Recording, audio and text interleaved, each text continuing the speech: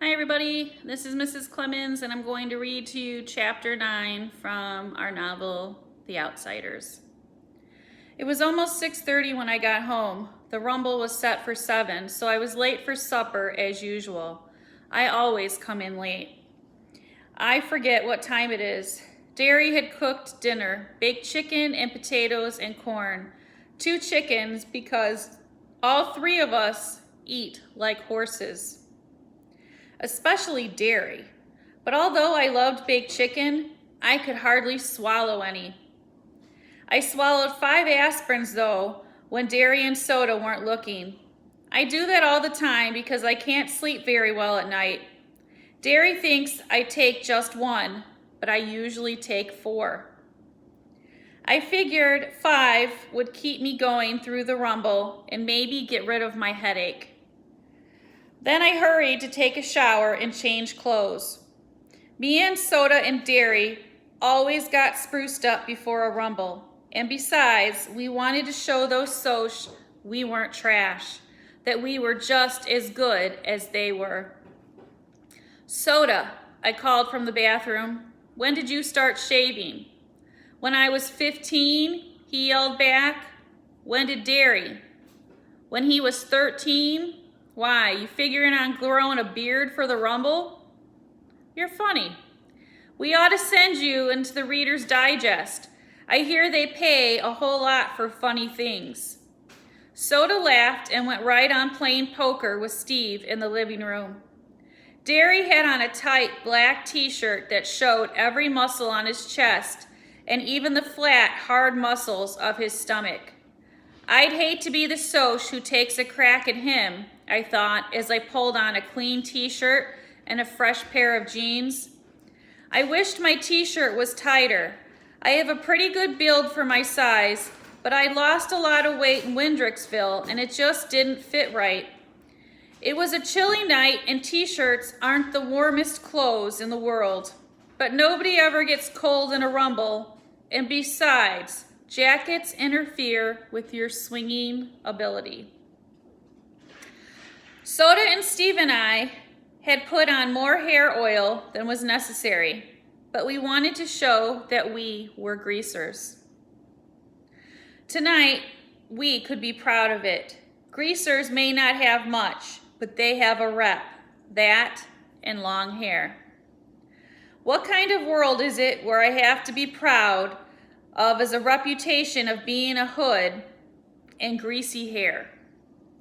I don't want to be a hood, but even if I don't steal things and mug people and get boozed up, I'm marked lousy.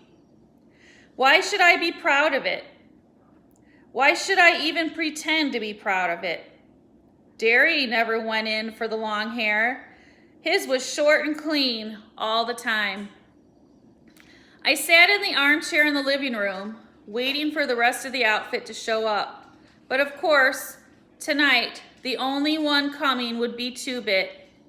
Johnny and Dallas wouldn't show. Soda and Steve were playing cards and arguing as usual. Soda was keeping up a steady stream of wisecracks and clowning, and Steve had turned up the radio so loud that it almost broke my eardrums.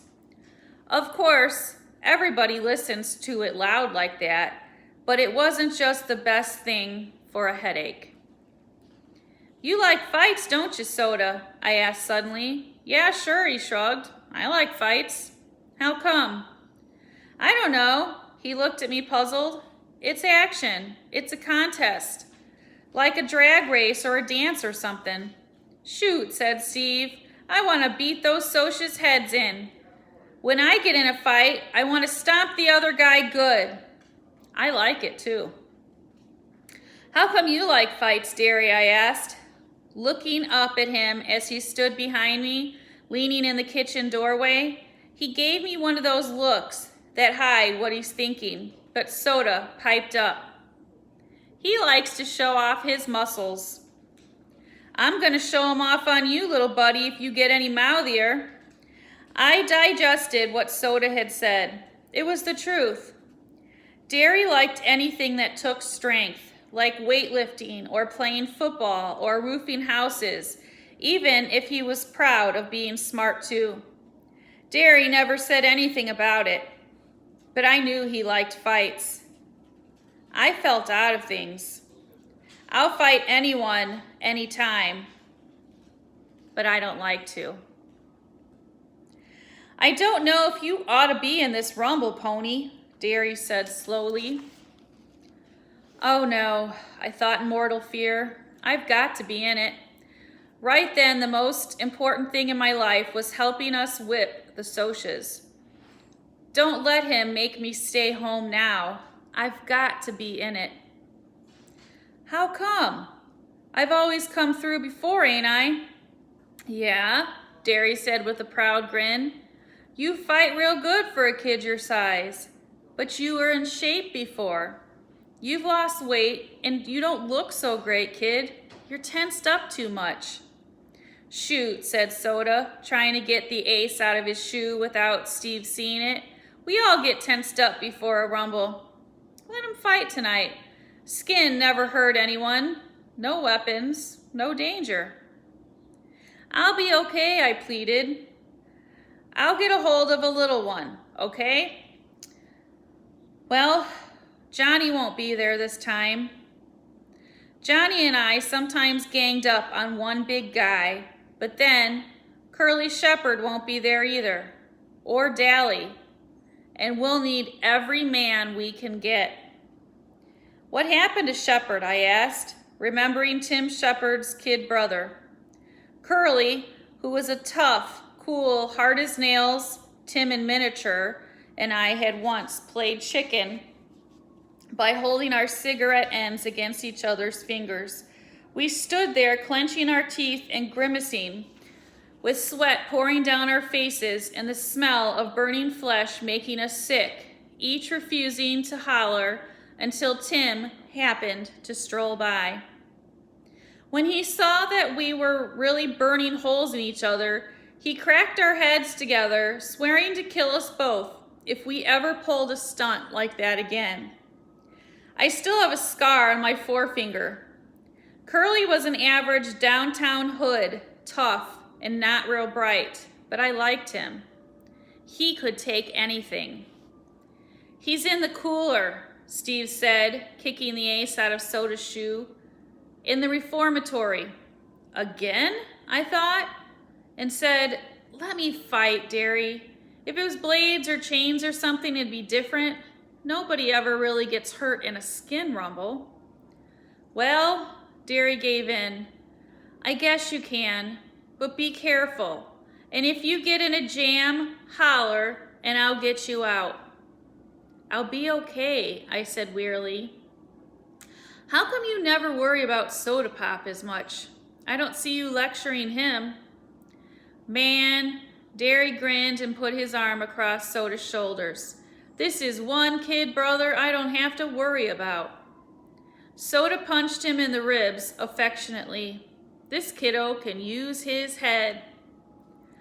Soda Pop looked down at me with mock superiority, but Derry went on.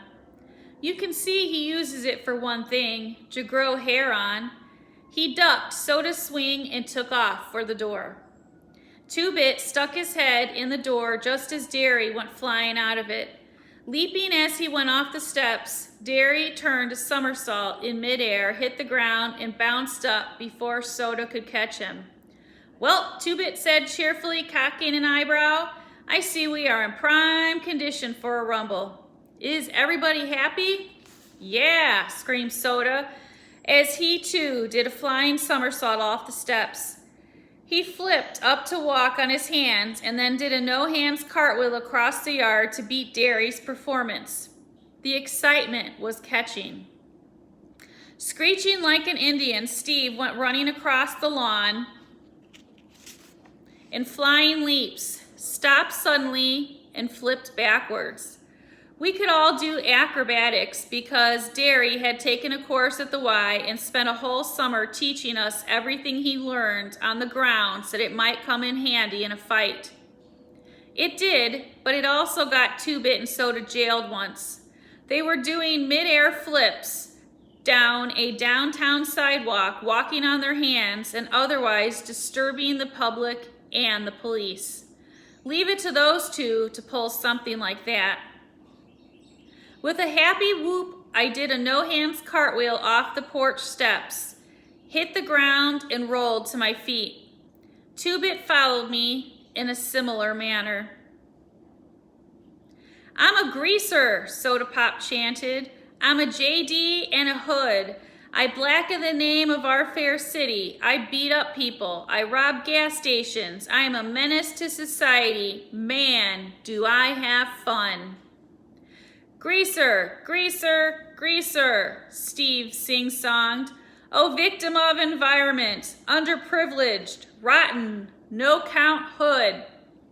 Juvenile delinquent, you're no good, Derry shouted.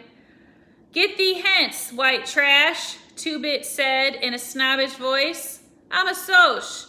I'm the privileged and the well-dressed. I throw beer blasts, drive fancy cars, break windows at fancy parties. And what do you do for fun? I inquired in a serious, awed voice. I jump greasers, Two-Bit screamed and did a cartwheel. We settled down as we walked to the lot. Two-Bit was the only one wearing a jacket. He had a couple of cans of beer stuffed in it.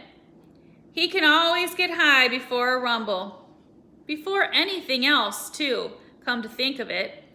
I shook my head. I'd hate to see the day when I had to get my nerve from a can. I tried drinking once before. The stuff tasted awful. I got sick, had a headache, and when Derry found out, he grounded me for 2 weeks. And that was the last time I'd ever drink.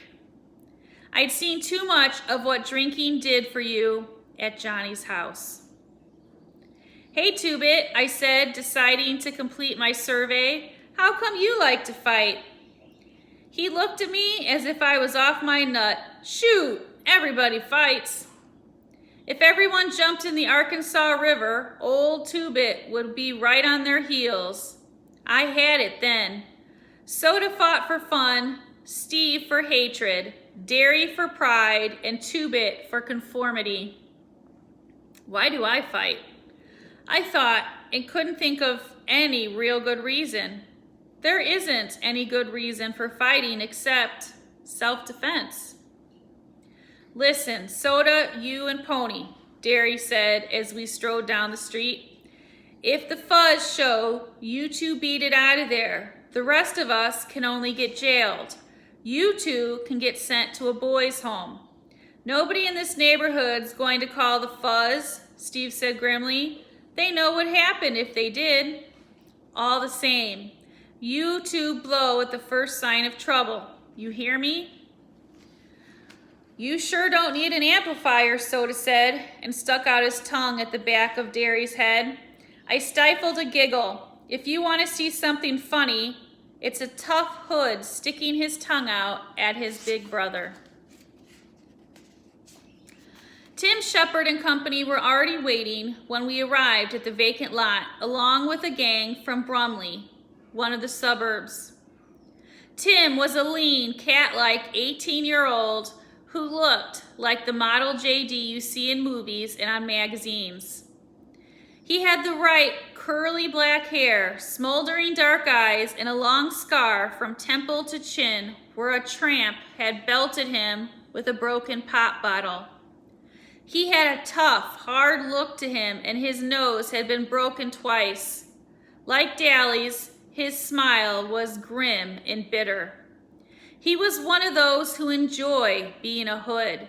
The rest of his bunch were the same way. The boys from Brumley, too. Young hoods who would grow up to be old hoods. I'd never thought about it before, but they just get worse as they got older, not better. I looked at Derry. He wasn't going to be any hood when he got old. He was going to get somewhere. Living the way we do would only make him determined to get somewhere. That's why he's better than the rest of us, I thought. He's going somewhere. And I was going to be like him, I wasn't going to live in a lousy neighborhood all my life. Tim had the tense, hungry look of an alley cat. That's what he always reminded me of, an alley cat. And he was constantly restless. His boys ranged from 15 to 19, hard-looking characters who were used to the strict discipline Tim gave out. That was the difference between his gang and ours. They had a leader and were organized. We were just buddies who stuck together. Each man was his own leader. Maybe that was why we could whip them.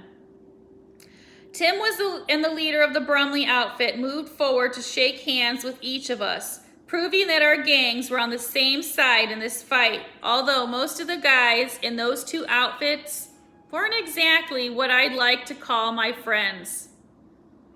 When Tim got to me, he studied me, maybe remembering how his kid brother and I had played chicken. You and the quiet, black-headed kid were the ones who killed that Soch? Yeah, I said, pretending to be proud of it. Then I thought of Cherry and Randy and got a sick feeling in my stomach. Good going, kid. Curly always said you were a good kid. Curly's in the reformatory for the next 6 months. Tim grinned ruefully, probably thinking of his roughneck, hard-headed brother. He got caught breaking into a liquor store, the little. He went on to call Curly every unprintable name under the sun, in Tim's way of thinking, terms of affection. I surveyed the scene with pride. I was the youngest one there. Even Curly, if he had been there, had turned 15, so he was older than me. I could tell Derry realized this too, and although he was proud, I also knew he was worried. Shoot, I thought, I'll fight so good this time he won't ever worry about me again. I'll show him that someone besides Soda Pop can use his head. One of the Brumley guys waved me over. We mostly stuck with our own outfits, so I was a little leery of going over to him, but I shrugged. He asked to borrow a weed, then lit up. That big guy with y'all, you know him pretty well? I ought to. He's my brother, I said. I couldn't honestly say yes. I knew Derry as well as he knew me, and that ain't saying a whole lot. No kidding. I got a feeling he's gonna be asked to start the fireworks around here. He a pretty good bopper? He meant rumbler. Those Brumley boys have weird vocabularies. I doubt if half of them can read a newspaper or spell much more than their names,